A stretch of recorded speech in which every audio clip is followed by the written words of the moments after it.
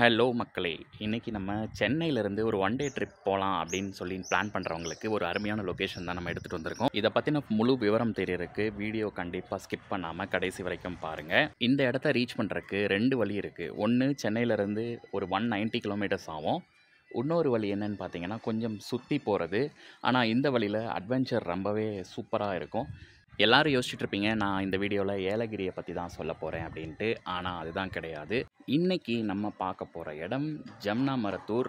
இது வந்து பார்த்திங்கன்னா திருவண்ணாமலை மாவட்டத்தில் இருக்கிற ஒரு ஹில் ஸ்டேஷன்னே சொல்லலாம். இது ரொம்பவே ஒரு அண்டர் ரேட்டடான ஹில் ஸ்டேஷன். நான் சொன்ன மாதிரி இந்த இடத்த ரீச் பண்ணுறதுக்கு உங்களுக்கு 2 ரூட்ஸ் இருக்குது. ஒன்று வந்து நீங்கள் ஆலங்காயம் காவலூர் வழியாக இந்த இடத்த ரீச் பண்ணலாம். அப்படி இல்லை அப்படின்னா போலூர் வந்துட்டு ஜம்னா மரத்தூர் அப்படின்னு சொல்லிட்டு கூகுள் மேப்பில் போட்டிங்கனாலே உங்களுக்கு அந்த ரூட் வந்து ரொம்பவே சீனிக்காக இருக்கும். உங்களுக்கு ஹேர்பின் பெண்ட்ஸ்லாம் நிறையா இருக்கும். அட்வென்ச்சரஸாக நீங்கள் ரைட் பண்ணுவீங்க அப்படின்னா இந்த ரூட்டை ப்ரிஃபர் பண்ணுங்கள். சென்னையிலேருந்து ஒரு ஏர்லி மார்னிங் 5:30க்கு உங்கள் ட்ரிப்பை நீங்கள் ஸ்டார்ட் பண்ணிங்க அப்படின்னா இந்த இடத்துக்கு வந்து ரீச் ஆகிறதுக்கு ஒரு 9:30 10 பக்கம் ஆகிடும். அங்கேருந்து நீங்கள் இங்கே பார்க்க வேண்டிய இடங்களெல்லாம் பார்த்துட்டு நீங்கள் நைட்டுக்கெல்லாம் திருப்பி சென்னைக்கே ரீச் ஆகிடலாம். நீங்கள் கரெக்டாக பிளான் பண்ணிங்க அப்படின்னா ஒன் டேயில் இதெல்லாம் சூப்பராக முடிக்க முடியும். ஜம்னா மரத்தூரில் பார்க்க வேண்டிய முக்கியமான இடங்கள் அப்படின்னு பார்த்தீங்கன்னா ஃபஸ்ட்டு வந்து ஜம்னா மரத்தூரில் ஒரு லேக் இருக்குது. அதுக்கப்புறம் வந்து ஒரு வாட்டர் ஃபால்ஸ் இருக்குது. இதுக்கப்புறம் நீங்கள் திருப்பி ரிட்டர்ன் போகிற வழியில் வைனபாப்பு அப்சர்வேட்டரி அப்படின்னு சொல்லிட்டு ஒரு இடம் இருக்குது. இங்கே தான் வந்து ஏஷியாலேயே வந்து மிகப்பெரிய டெலிஸ்கோப் இருக்குது. இது எல்லாத்துக்குமே டைமிங்ஸ் இருக்குது. இந்த waterfalls Bheeman waterfalls வந்து 5 o'clock வரைக்கும் தான் திறந்திருக்கும். அதே மாதிரி அந்த அப்சர்வேட்டரி நான் சொன்னேன் இல்லையா, அதுவும் வந்து 5 o'clock வரைக்கும் தான் இருக்கும். அதனால் நீங்கள் வந்து காலையிலே ஒரு 10 மணிக்கு வந்துட்டீங்க அப்படின்னா இந்த பிளேசஸ் எல்லாத்தையும் கரெக்டாக அந்த க்ளோசிங் டைம்குள்ளே கவர் பண்ணிட்டு நீங்கள் வந்து சந்தோஷமாக வீட்டுக்கு போயிடலாம். இந்த ஊர் ரொம்பவே சின்ன ஊர். அதனால் வந்து சாப்பாடெலாம் வந்து லிமிட்டடாக தான் கிடைக்கும். நீங்கள் லஞ்ச் டைம்னால் அந்த லஞ்ச் டைம்குள்ளே சாப்பிட்ருங்க. அதுக்கப்புறம் ஒரு லேட்டாக போனீங்க அப்படின்னா எந்த ஒரு ரெஸ்டாரண்ட்ஸ்லேயுமே வந்து சாப்பாடு கிடைக்கிறது ரொம்ப கஷ்டம். ஃபஸ்ட்டு நம்ம பார்க்க போகிறது பீமன் ஃபால்ஸு. இந்த இடம் வந்து பார்க்கவே ரொம்ப அழகாக இருந்தது.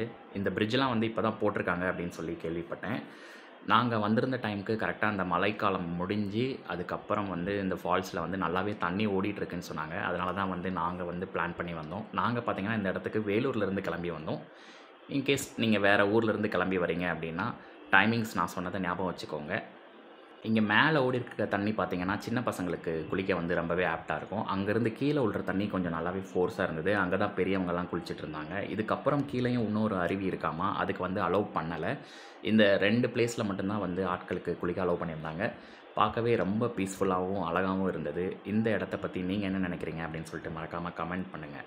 இந்த ஃபால்ஸில் ஃபெசிலிட்டிஸ் எல்லாமே நல்லா தான் இருந்தது. ட்ரெஸ் சேஞ்சிங்க்கான ரூம்ஸ் எல்லாம் கொடுத்துருக்காங்க. குட்டீஸ் எல்லாமே வந்து செம்மையாக ஆட்டம் போட்டுட்ருந்தாங்க. கிட்டத்தட்ட ஒரு 1.5 மணி நேரம் இந்த ஃபால்ஸ்லேயே வந்து நாங்கள் டைம் ஸ்பெண்ட் பண்ணோம்.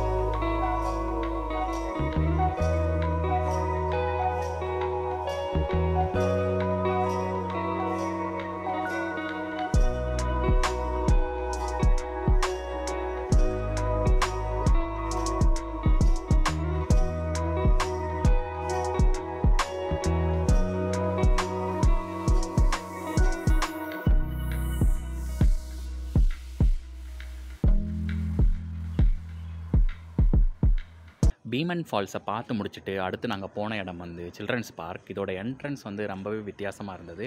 பார்க்குள்ளே குட்டீஸ்க்கு நிறையா ப்ளே ஏரியாஸ் இருக்குது. அதுக்கப்புறம் ஃபோட்டோஸ் எடுக்கிறதுக்கு நிறையா பாயிண்ட்ஸ் இருக்குது. சூப்பராகவே இருக்குது. இந்த பார்க்லேருந்து அப்படியே வெளியே வந்தீங்க அப்படின்னா ஜம்னா மரத்தூரோட லேக் இருக்குது. அதையும் வந்து நீங்கள் கரெக்டாக டைம்குள்ளே ரீச் பண்ணிட்டீங்க அப்படின்னா நீங்கள் போட்டிங்லாம் போயிட்டு சூப்பராக என்ஜாய் பண்ணலாம். நீங்கள் ஜம்னா மரத்தூருக்கு காலையிலேயே வந்துட்டீங்க அப்படின்னா இந்த வாட்டர் ஃபால்ஸ், அதுக்கப்புறம் சில்ட்ரன்ஸ் பார்க், அதுக்கப்புறம் இந்த லேக், இந்த 3யுமே கவர் பண்ணதுக்கப்புறம் ஜம்னா மரத்தூர்லேருந்து ஒரு 15 கிலோமீட்டரில் காவலூர் அப்படின்னு சொல்லிட்டு ஒரு ஊர் இருக்குது.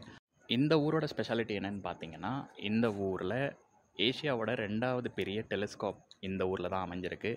இது நீங்கள் 5 மணிக்குள்ளே வரீங்க அப்படின்னா, இதையும் கவர் பண்ணிவிட்டு அதுக்கப்புறம் உங்கள் ஊருக்கு ரிட்டர்ன் ஆகலாம். இது ஒரு பர்ஃபெக்ட் ஒன் டே ட்ரிப் மாதிரி இருக்கும்.